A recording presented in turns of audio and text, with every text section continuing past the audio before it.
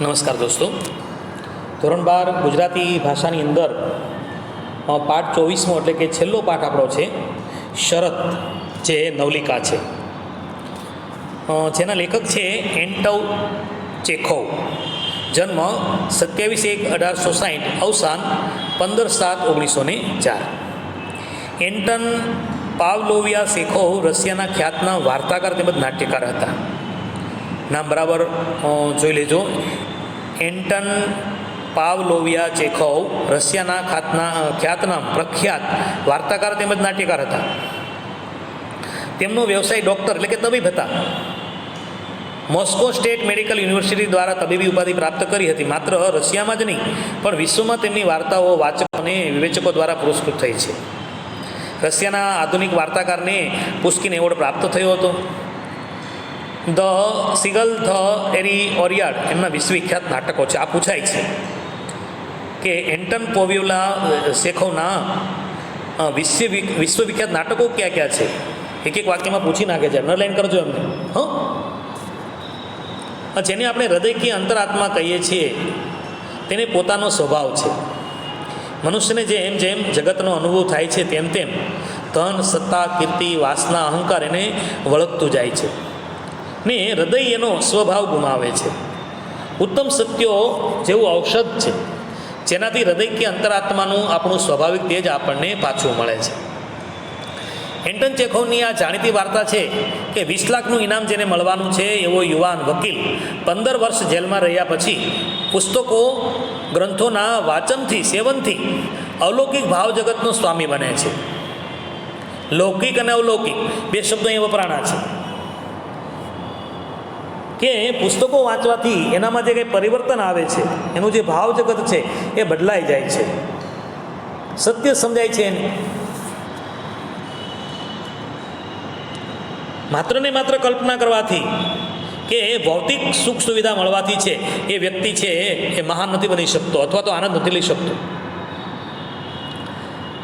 તો એ ધન લાલસાને ઠોકર મારે છે. લેખક અહીં કળાની સાથે જીવન મૂલ્યને પ્રગટ કર્યું છે. મૂળ વાર્તા ધ બેટનો શરત નામે અનુવાદ ડૉક્ટર રમેશ ઓઝાએ કર્યો છે. એને પણ અંડરલાઈન કરવાની છે. મૂળ વાર્તા કઈ છે? ધ બેટ. બરાબર. તો એ ધ બીટમાંથી એમણે રમેશ ઓઝા જે છે એમણે એનો અનુવાદ કરેલો છે. ધ બેટનો ડૉક્ટર રમેશ ઓઝાએ શરત નામે સારી રીતે એમનો અનુવાદ કર્યો છે. બરાબર છે. તો અહીંયા જે આ નવલિકા છે, આ નવલિકાની અંદર જન્મટીપની સજા સારી કે મૃત્યુદંડની એ વિષય પર ચર્ચા ચાલે છે. એક વાત છે અહીંયા કે જન્મટીપની સજા સારી કે મૃત્યુદંડની સજા સારી, અને એ ચર્ચાને અંતે બેંક માલિક એક યુવાન વકીલ પાસે એક શરત મૂકે છે. આ નવયુવાન 5 વર્ષ જેલ ભોગવી શકે તો બેંક માલિક તેને 20 લાખ 2 મિલિયન રૂપિયા આપવા તૈયાર છે. યુવાન વકીલે શરતને મંજૂર કરે છે. એટલું જ નહીં, 5 વર્ષ નહીં પણ 15 વર્ષની સજા ભોગવા તૈયાર થાય છે. શરત પ્રમાણે યુવાન વકીલ 15 વર્ષ જેલમાં રહે છે, પરંતુ ત્યાં અનેક પુસ્તકો અને ગ્રંથોના વાંચનથી તેને અલૌકિક જ્ઞાન થાય છે અને ભૌતિક ભોગવિલાસનું આકર્ષણ છૂટી જાય છે.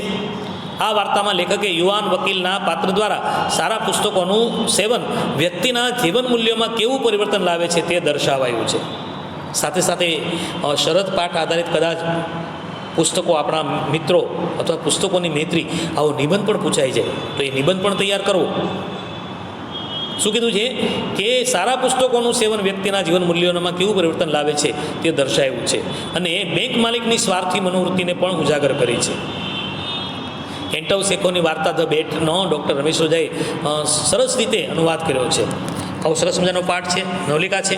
અહીંયા પાઠની શરૂઆત કરીએ તો શરૂઆતનું જે વાતાવરણ છે એ બતાવેલું છે આપણને કે પાનખર ઋતુની એક અતિશય ઠંડી રાત હતી. વાતાવરણ બતાવેલું છે. વૃદ્ધ બેંક માલિક યાદ કરતો હતો કે આજથી 15 વર્ષ પહેલાં આવી જ એક ઠંડી રાત હતી જ્યારે એણે એક ભવ્ય મિજબાની ગોઠવી હતી. એ મિજબાનીમાં અનેક બુદ્ધિજીવીઓ હાજર હતા. બુદ્ધિજીવીઓ એટલે જે બુદ્ધિના ઉપયોગથી ભરણપોષણ મેળવનારા જે હોય છે. અને મિજબાની એટલે શું? તો કે આનંદ સાથે લેવાતું ભોજન.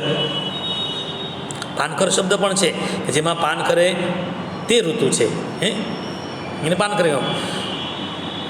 એ મિજબાનીમાં અનેક બુદ્ધિજીવો હાજર હતા. એ વખતે હાજર રહેલા મહેમાનોએ ભાતની મજાની વાતો કરી હતી.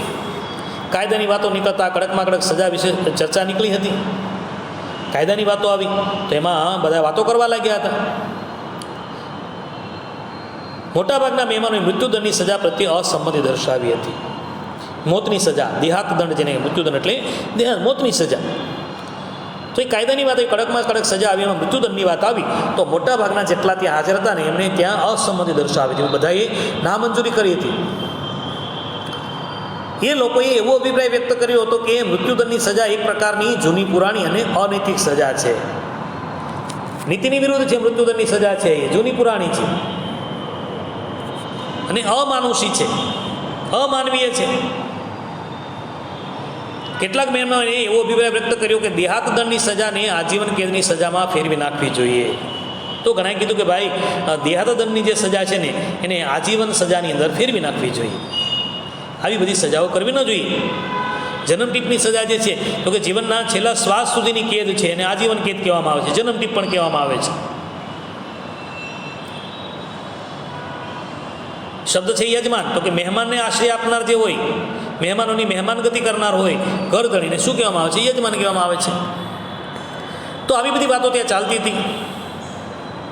હું તમારી સાથે સંબંધ નથી થતો, યજમાન બેન્કરે પોતાનો અભિપ્રાય વ્યક્ત કર્યો છે. યજમાન બેન્કર જ્યાં ત્યાં હતા એમને કીધું હું આપના અભિપ્રાયથી સાથે સંમત થતો નથી. મને એવું લાગે છે કે અન્ય સજાઓ કરતાં દેહાદંડની સજા વધારે સારી છે. ત્યાં જાઓ છે ને ત્યાં સજાઓ આવશે. જન્મટીપ કરતાં મૃત્યુદંડ વધુ નૈતિક અને માનવતાભરી સજા છે. દેહાત દંડ માણસને તત્કાલ ખતમ કરે છે, જ્યારે જન્મટીપની સજા માણસને ધીમે ધીમે ખતમ કરે છે. શું કહે છે? જન્મટીપ કરતાં મૃત્યુદંડ વધુ નૈતિક અને માનવતાભરી સજા છે. એ જન્મટીપની સજા જે છે એમાં જીવનના છેલ્લા શ્વાસ સુધીની કેદ હોય છે, બરાબર.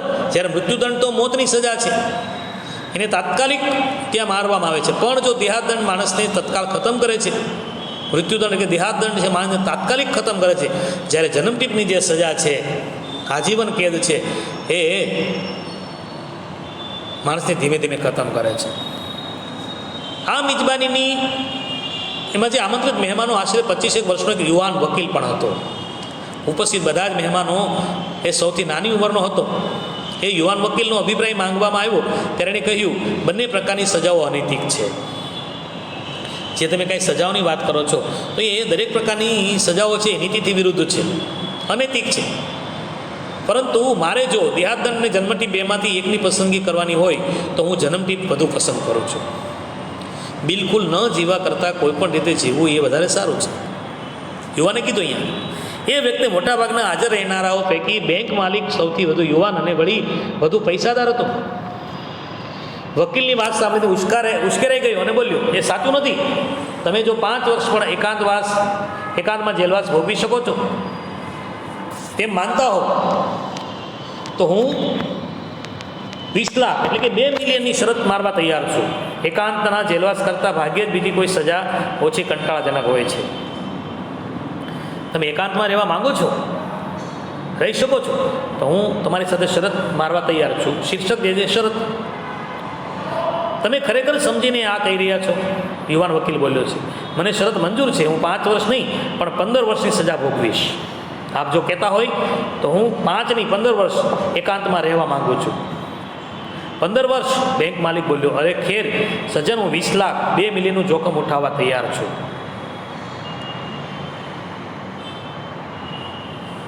શરતની વાત થઈ છે અહીંયા, તો અહીંયા એ 20 લાખનું જોખમ ઉઠાવવા માટે તૈયાર થાય છે. કબૂલ, તમે 20 લાખનું જોખમ ઉઠાવો છો તો હું મારી સ્વતંત્રતાનું જોખમ ઉઠાવું છું. વકીલે કહ્યું એ સાંભળીને કે તમે જો આવું કરતા હોય તો હું પણ એ કરવા તૈયાર છું.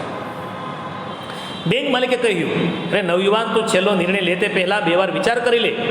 મારે મને તો 20 લાખની કોઈ વિસાત નથી, કોઈ કિંમત નથી. હું તો બેંકનો માલિક છું. તારું જીવન કેટલું છે બરાબર વિચારી લે. પણ તારા માટે તો જિંદગીના 15 વર્ષ ઉત્તમોત્તમ વર્ષ ગુમાવવાના થશે. તારા જેવા અવિચારી યુવાન બહુ ઓછા હોય છે. એક વાત ન ભૂલતો કે ફરજિયાતપણે ભોગવવી પડતી સજા કરતાં સ્વૈચ્છિક સજા વધારે કઠોર લાગે છે. જે માણસ કોઈ જાતે સજા સ્વીકાર કરે, સ્વૈચ્છિક રીતે સજા સ્વીકારવા તૈયાર થાય, ભોગવા તૈયાર થાય ને, એ વધારે કઠોર લાગે છે.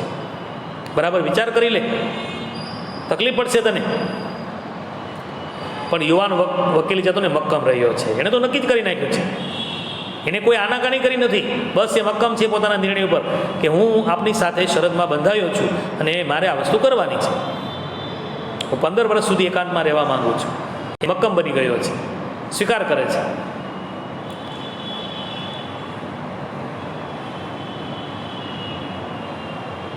અને અતિશય મૂર્ખાઈ ભરેલી અવાસ્તવિક અને અક્કલ વગરની શરતનું પાલન કરવા તૈયાર થયો છે. અહીંયા તો અત્યાર સુધી કલ્પના કરી છે, પણ હવે તો સામે આવે છે. બધું અવાસ્તવિક છે. અહીંયા વાસ્તવિક ને અવાસ્તવિકની વાત કરી છે. અહીંયા વાસ્તવિક સત્ય પણ આ તો ખાલી વાતો કરવાથી નહીં, એ કરી બતાવવાનું છે. એ બધી જે અવિચારી એમને ઉતાવળ્યું ને સારા નરસાનું ભાન કર્યા વિનાનું જે વાત કરી છે, સ્વીકારવા તૈયાર થયો છે. સજાની શરત પ્રમાણે એવું ઠરાવવામાં આવ્યું કે બેંક માલિકના ભાગમાં આવેલા એક સુંદર રહેઠાણમાં આ યુવાન વકીલે કડક ચોકી પહેરા હેઠળ સજા ભોગવવી. વળી એ શરત નક્કી થઈ કે 15 વર્ષ સુધી વકીલે એ આવાસની બહાર ક્યાંય નીકળવાનું નહીં, કોઈ માણસને મળવાનું નહીં, કોઈ માણસનો અવાજ સુદ્ધા એને કાને પડવો જોઈએ નહીં, કોઈ જાતના છાપા કે પત્રો એને અપાશે નહીં. તેમ છતાં એ વકીલ સંગીતના વાદ્યો તથા કેટલાક પુસ્તકો સાથે રાખી શકશે. આવી વાતો થઈ. પત્રો લખી શકશે અને પોતે જે કંઈ ખાવા પીવા ઈચ્છે તે પણ મેળવી શકશે એવું નક્કી કરવામાં આવ્યું. આવાસમાં રાખવામાં આવેલી નાનકડી બારીમાંથી જ આ બધો વ્યવહાર કરવાનો હતો. એ જ્યાં રહેવાનો હતો ને ત્યાં એ આવાસની અંદરથી કોઈનું મોઢું પણ ન જોઈ શકે. અમુક જે શરતો હતી એ બધી શરતો ત્યાં એમને કહેવામાં આવે છે. 1870ના નવેમ્બરથી 14મી તારીખે 12 વાગ્યાથી સજાનો પ્રારંભ કરવામાં આવ્યો અને એ સજાનો અંત 1885ના નવેમ્બરની 14મી તારીખે બરાબર 12 વાગે આવવાનો હતો. જે શરતો મૂકવામાં આવી હતી તેમાંની એક પણ શરતનો ભંગ થાય કે વકીલ કેદી એની જેલમાંથી 2 મિનિટ જેટલો પણ વહેલો બહાર નીકળી આવે તો બેંક માલિક એને 20 લાખ એક પાઈ પણ ચૂકવવા બંધાયેલો ન હતો. આવી બધી શરતો હતી. શરત સ્વીકારી છે, પણ એની સાથે બધી શરતો પણ આપી દીધી કે 1870થી શરૂ કરીને 1885 સુધી 15 વર્ષ 14મી તારીખ નવેમ્બરની 14મી તારીખ 12 વાગ્યાથી સજાનો પ્રારંભ થાય અને રાત્રે 12 વાગે એ સજા ત્યાં પૂર્ણ થવાની હતી 85ની અંદર. પણ એમાંથી જો કંઈ વહેલો છૂટી જાય, 2 મિનિટ પણ વહેલો છૂટી જાય, નીકળી જાય તો જે 20 લાખની જે વાત કરવામાં આવી છે ને એમાંથી એક પાઈ પણ એમને મળશે નહીં. જેલવાસના પ્રથમ વર્ષ દરમિયાન વકીલ કેદીને એકલતા ઘણી સાલી છે. શરૂઆતમાં જે છે એમને ત્યાં બધું શરૂઆતના વર્ષની અંદર એકલતા ચાલે છે. એમને કંઈ ગમતું નથી. ધીમે ધીમે વાંચન તરફ વળ્યો છે. એણે અનેક પ્રસિદ્ધ પ્રાચીન ગ્રંથો વાંચી નાખ્યા, સંગીતની મોજ માણી અને કલાકો સુધી લખ્યા કર્યું. એ રીતે 5 વર્ષ તો વીતી ગયા. 6ઠ્ઠા વર્ષે કેદીએ જુદી જુદી ભાષાઓનો અભ્યાસ કર્યો છે. તત્વજ્ઞાન તથા ઇતિહાસનું પણ એમણે અધ્યયન કર્યું છે. એ પછીના 4 વર્ષ દરમિયાન એણે અંદાજે 600 જેટલા મોટા મોટા પુસ્તકો વાંચી કાઢ્યા હતા. 10મા વર્ષ પછી તો ટેબલ પાસે બેસીને ફક્ત બાઇબલનું જ અધ્યયન તેણે કરવા માંડ્યું હતું. આટલા પુસ્તકો વાંચ્યા પછી છેલ્લે માત્ર ને માત્ર બાઇબલ, જે મુસલમાનોનું જે પુસ્તક છે એમનું એણે અધ્યયન વાંચવાની એમણે શરૂઆત કરી દીધી હતી. એકલો છે, એકાંત આવાસમાં રહી છે. એ પછીના 4 વર્ષ દરમિયાન એણે એટલા પુસ્તકો વાંચ્યા અને 10મા વર્ષ પછી તો ટેબલ પાસે બેસીને ફક્ત બાઇબલનું જ અધ્યયન તેમણે કરવા માંડ્યું. બાઇબલ જ વાંચે છે. એણે બાઇબલ વારંવાર વાંચ્યું. બાઇબલના વાંચન પછી એમણે ઈશ્વરના અસ્તિત્વને લગતા શાસ્ત્રો તથા ધર્મના ઇતિહાસને લગતા પુસ્તકો હાથમાં લીધા છે. માફ કરજો, બાઇબલ છે એ ઈસુ ખ્રિસ્ત અંગ્રેજોનું જે બાઇબલનું પુસ્તક જે છે, આગળ આપણે બોલી ગયા હતા. મુસલમાનો માટે તો કુરાન શરીફ આવે છે. અહીંયા બાઇબલ જે છે એ ખ્રિસ્તીઓનું જે ધાર્મિક પુસ્તક છે. બરાબર, નોંધ કરશો. જેલવાસના છેલ્લા 2 વર્ષ દરમિયાન એણે જુદા જુદા વિષયો પરના ઘણા બધા પુસ્તકો વાંચી કાઢ્યા. એણે જગતના મહાન લેખકોના પુસ્તકો વાંચ્યા. તદુપરાંત પ્રાકૃતિક વિજ્ઞાન, રસાયણશાસ્ત્ર અને ઔષધશાસ્ત્રના ગ્રંથો પણ વાંચ્યા. કોઈને કદી સાંભળવા ભાગ્યે જ આવ્યો હશે એવો એ બનાવ હતો. આવું એને કોઈએ સાંભળ્યું નહીં હોય. આવો એ બનાવ બની ગયો છે. પેલા વૃદ્ધ બેંક માલિકને આ સગળી બાબત યાદ આવી અને એણે વિચાર્યું કે આવતીકાલે 12 વાગે એ મુક્ત થઈ જશે. સમય પૂરો થાય છે, 15 વર્ષ પૂરા થવા આવ્યા છે. તો જેમણે શરત લગાડી હતી એ બેંક માલિક છે, 15 વર્ષ પછી જે યુવાન હતો 15 વર્ષ પહેલાં, એ હવે વૃદ્ધ થયો છે. તો એમને બધી વાતો યાદ આવે છે કે આવતીકાલે તો પેલો શરત નાખવાળો યુવાન છે એ તો છૂટી જશે અને અમારી શરત પ્રમાણે મારે એને 20 લાખ રૂપિયા આપવા પડશે. હું જો એને એ રકમ આપી દઈશ તો હું બરબાદ થઈ જઈશ. 15 વર્ષ પહેલાં અહીં મળેલા બધા માણસો કરતાં હું વધુ પૈસાદાર હતો, પણ હવે બાજી પલટાઈ ગઈ છે. હું પહેલાં જેવો પૈસાદાર રહ્યો નથી. વર્ષોથી મારી સમૃદ્ધિમાં ઘટાડો થતો રહ્યો છે. એ વકીલ કેદી કેમ મરી ન ગયો? હવે એની ઉંમર 40થી થઈ છે. મારી પાસે બાકી રહેલી છેલ્લી પાઈ પણ એ લઈ જશે, પરણશે અને મજા કરશે. જ્યારે મારે એક ભિખારીની જેમ એની સામે ઈર્ષાથી જોતા રહેવું પડશે. ના, આ તો ભારે થઈ ગઈ. એનું મોત જ હવે માત્ર ઉપાય રહ્યો હતો. શરતને આધીન છે એ બંને છે, ત્યાં વાતો કરવા લાગ્યા છે. પહેલાંને વિચાર આવે છે કે જ્યારે મેં શરત નાખી ત્યારે હું યુવાન હતો, ત્યારે મારી પાસે થોમ પૈસા હતા, પણ હવે જેમ સમય ગયો છે તો મારી પાસેથી બધા પૈસા જે છીનવાઈ ગયા છે, મારી જે સમૃદ્ધિ હતી એમાં ઘટાડો થયો છે. તો કોઈને કોઈ હિસાબે પહેલાંને હવે એને મારી નાખવું છે. એનો મોટો જ માત્ર ઉપાય રહ્યો હતો. ઘટના એવી બને છે, રાત્રિના 3 વાગ્યા હતા, અતિશય ઠંડી અને રાત્રિના 3 વાગ્યા, અતિશય ઠંડી હતી, રાત હતી. બેંક માલિકે જેલ આવાસની ચાવી લીધી, લાંબો કોટ પહેર્યો અને ઘરની બહાર નીકળ્યો છે. જેલ પાસે જઈને એણે 2 વાર ચોકીદારને બૂમ પાડી, પરંતુ કોઈને કાંઈ જવાબ મળ્યો નહીં. હવામાનથી બચવા ચોકીદારે આ આશ્રય સ્થાન લીધું હતું અને હવે ક્યાંય જઈને એ ઊંઘી ગયો હતો. વૃદ્ધ બેંક માલિક વિચારવા લાગ્યો છે, હું જો મારા ધાર્યા પ્રમાણે કરું તો લોકોને સૌપ્રથમ શંકા ચોકીદાર પર પડશે. નક્કી કર્યું એમણે જે નક્કી કર્યું છે, શું નક્કી કર્યું છે કે યુવાનને મારી નાખો. હવે હું યુવાનને મારી નાખીશ તો લોકોની શંકા કોની ઉપર જશે? તો કે ચોકીદાર ઉપર. તે જેલના બારણા પાસે ગયો. એણે નાનકડી બારીની અંદર ડોક્યું કર્યું. કેદીના ઓરડામાં મીણબત્તી સળગતી હતી. કેદીના ટેબલ પર બેઠો હતો. કેદીની પીઠ સિવાય કશું દેખાતું ન હતું. ટેબલ પર અને ટેબલની બાજુમાં પાથરેલી શેતરંજી પર ઉઘાડા ખુલ્લા પુસ્તકો દેખાતા હતા. વૃદ્ધ બેંક માલિક જેવો ત્યાં કેદી પાસે પહોંચે છે. શરત જે યુવાન નાખી છે એમની પાસે જાય છે. જોયું, નાનકડી બારીમાંથી જોયું ને તો કેદીના ઓરડામાં મીણબત્તી સળગતી હતી. કેદી ટેબલ પર બેઠો હતો. કેદીની પીઠ સિવાય કશું દેખાતું નહોતું. ટેબલ પર અને ટેબલની બાજુમાં પાથરેલી શેતરંજી પર ઉઘાડા ઘણા બધા ખુલ્લા પુસ્તકો પડ્યા હતા. 5 મિનિટ પસાર થઈ ગઈ. કેદી હજુ હાલતો ચાલતો ન હતો. બેંક માલિકે બારણા પર ટકોરા માર્યા, તેમ છતાં કેદી હાલ્યો ચાલ્યો નહીં.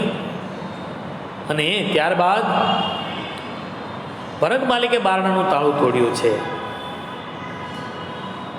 જે બેંક માલિક હતો ને, ત્યાં બેંક માલિક આવે, ભરંગ માલિક છે તે બેંક માલિક આવે છે. એને બારણાનું તાળું તોડ્યું. તે ઓરડામાં દાખલ થયો અને એણે એ પાતળા અને દુબળા થઈ ગયેલા માણસ એટલે કે પેલો યુવાન વકીલને જોયો છે. એ નિંદ્રામાં ડૂબેલો હતો. નીચેની બાજુએ વળેલા એના મસ્તકની સામે એક કાગળનો ટુકડો પડ્યો હતો, જેમાં સુંદર હસ્તાક્ષરમાં કંઈક લખેલું હતું. બેંક માલિક અંદર ગયો છે. બેંક માલિકને વિચાર આવ્યો, અરે વિચારો, એ ઊંઘે છે અને કદાચ 20 લાખના સપનો માણતો હશે, પણ એના માટે તો ભમતા મોત વિશે એને કશી ખબર નથી. આવ જો તો ખરો, એને કાગળના ટુકડામાં શું લખ્યું છે. એણે કાગળનો ટુકડો હાથમાં લીધો અને નીચે મુજબ વાંચવા માંડ્યો છે. આવતીકાલે 12 વાગે મને મારી સ્વતંત્રતા પાછી મળશે અને અન્ય લોકો સાથે મળવાનો મને અધિકાર મળશે. પરંતુ આ ઓરડો છોડીને બહાર હું સૂર્યપ્રકાશ જોઉં તે પહેલાં મારે તમને કંઈક કહેવું છે. પૂરેપૂરી સમજદારીપૂર્વક હું તમને જણાવવા માગું છું કે તમે લોકો જેને જગતની સારી ચીજો ગણો છો એમાંથી એક પણ ચીજ મારે જોઈતી નથી, અર્થાત ત્યજું છું, કાંઈ જોતું નથી. કારણ કે મૃત્યુ એ બધાનો નાશ કરશે એ વાતની મને બરાબર ખબર છે અને સમજાઈ ગયું છે. પુસ્તકોનું વાંચન કર્યું એટલે કે આમાંથી મારે કાંઈ નથી જોતું. મૃત્યુ છે ને એ બધાનો નાશ કરશે. માણસ મરે ત્યારે એકલો જાય છે, એની સાથે કશું આવતું નથી. 15 વર્ષ સુધી મેં પાર્થિવ એટલે કે ભૌતિક જીવનનો અભ્યાસ કર્યો છે. એ ખરું, એ દરમિયાન મેં નથી માણસને જોયું કે નથી ભૂમિને જોઈ, પણ પુસ્તકો દ્વારા મેં ગીતો ગાયા છે. હરિયાળા જંગલો, ખેતરો, નદીઓ, સરોવરો અને નગરો પણ મેં જોયા છે. વળી મેં ચમત્કારો સર્જ્યા છે, ધર્મનો ઉપદેશ આપ્યો છે અને આખા સામ્રાજ્ય જીતી લીધા છે, મેળવી લીધા છે. સુખ વૈભવ વિલાસી જીવન પર જીત મેળવી લીધી છે. હવે મારે કશું જોતું જ નથી. સામ્રાજ્ય જીવન જીતવું એટલે કે જે સુખ વૈભવ વિલાસી જીવન હોય એની પર જીત મેળવી લીધેલી છે. તમારા પુસ્તકોએ મને શાણપણ દીધું છે, ડાપણ દીધું, સમજદારી દીધી છે. તમારામાંના મોટાભાગના માણસો કરતાં હું વધુ શાણો બન્યો છું, ડાયો બન્યો છું. તમે બધાએ તમારી સમજશક્તિ ગુમાવી છે અને અવળા માર્ગ પસંદ કર્યો છે. તમે અસત્યને સત્ય માની લીધું છે. તમે જેના સહારે જીવન ગુજારો છો એ સિદ્ધ કરવાના આશયથી મારે મન જે રકમ સ્વર્ગ સમાન હતી ને તે 20 લાખની રકમ હું સ્વીકાર કરવા માંગતો નથી, નકારું છું. મારે નથી જોતું. આવું એણે ચિઠ્ઠીમાં લખેલું હતું. એ રકમ મેળવવા માટેના મારા અધિકારથી મારી જાતને મુક્ત કરવા માટે હું નિર્ધારિત સમય કરતાં 5 કલાક વહેલો અહીંથી ભાગી છૂટીશ અને એ રીતે શરતનો ભંગ કરીશ. બેંક માલિક છે પત્ર વાંચવાનું પૂરું કર્યું ને ત્યારે એ દિગ્મૂઢ થઈ ગયો હતો. એને શું કરવું ચકિત થઈ ગયો હતો. એ આશ્ચર્યચકિત થઈ ગયો હતો. એને ખબર ન પડી કે એણે આવું કેમ કર્યું. 20 લાખ મેળવવા માટે 15 વર્ષ સુધી જે માણસ જેલમાં રહ્યો છે એને અચાનક આવું કેમ વિચાર આવી ગયો કે શરતના 5 કલાક પહેલાં અહીંથી નીકળી જશે. તેણે પત્રના એ પાનાને ટેબલ પર મૂક્યું, પેલા વિચિત્ર માણસને કપાળે ચુંબન કર્યું અને રડતો હોય તેમ બહાર નીકળી ગયો. તેની આખી જિંદગીમાં કદી કોઈ સમય એને પોતાના પર આટલો બધો ધિક્કાર નહીં ઉપજો હોય. બેંક માલિકને અહીંયા ધિક્કાર થાય છે. બીજે દિવસે સવારે પહેરેગીર આવ્યો અને તેણે સમાચાર આપ્યા કે કેદી વકીલ છે ને એ ભાગી છૂટ્યો છે. પેલા વૃદ્ધ બેંક માલિકને છુટકારાનો દમ લીધો છે. ચોકીદાર આવીને કીધું કે પેલો જે વકીલ હતો એ તો 5 કલાક વહેલો ભાગી ગયો છે. તો અહીંયા ગ્રંથ આત્માની ઔષધિમાંથી આ શરત નામની જે નવલિકા છે એન્ટો ચેખોવની એ સારી રીતે સમજાવી જાય છે અહીંયા માણસને કે પુસ્તકો છે ને એ માણસનું જીવનમાં કેવું પરિવર્તન લાવે છે. જીવન મૂલ્યોને વ્યક્તિનું જીવન મૂલ્ય બદલવા માટે પુસ્તકો છે, સારા પુસ્તકો જે વાંચવા જોઈએ એવું કહેવા માગે છે આપણને. બરાબર છે. અહીંયા આપણે આ પાઠને પૂર્ણ કરીએ છીએ. એમ કહેવા જઈએ તો આ સાથે જ આપણું ધોરણ 12નું ગુજરાતી પાઠ્યપુસ્તક જે છે એને આપણે અહીંયા પૂર્ણ કરીએ છીએ. બરાબર. શરત જે પાઠ છે એનો સાહિત્ય પ્રકાર છે નવલિકા, લેખક છે એન્ટો ચેખોવ અને એમનો અનુવાદ કરેલું છે રમેશ ઓઝાએ. અને શેમાંથી લેવામાં આવ્યું છે શરત પાઠનું મૂળ શીર્ષક શું છે તો કે ધ બેટ. બરાબર. હેતુલક્ષી પ્રશ્નની અંદર કે વિકલ્પની અંદર આ પ્રકારનું પૂછી શકે છે. દેહાત દંડ એટલે શું તો કે મોતની સજા, મૃત્યુદંડ કહેવામાં આવે છે. અને જન્મટીપની સજા એટલે કે એ સજા એટલે જીવનના છેલ્લા શ્વાસ સુધીની કેદ, આજીવન કેદ એને કહેવામાં આવે છે. તો આવા નાના નાના પ્રશ્નો છે એ બરાબર વાંચી લેશો વધારે સારું રહેશે. ખાસ કરીને શરત વાર્તાના શીર્ષકની યથાર્થતા સર્જો એવો પ્રશ્ન પણ કદાચ પૂછી નાખે, અથવા તો વૃદ્ધ બેંક માલિકનું ચરિત્ર ચિત્રણમાં કહી દે. બરાબર. અથવા તો પેલા યુવાન જે છે યુવાન વકીલનું ચરિત્ર છે આવું પણ પૂછી નાખે તો એ પણ તૈયારી કરવી. બરાબર છે. આ સાથે જ આપણે અહીંયા આ અભ્યાસક્રમને પૂર્ણ કરીએ છીએ. નમસ્કાર.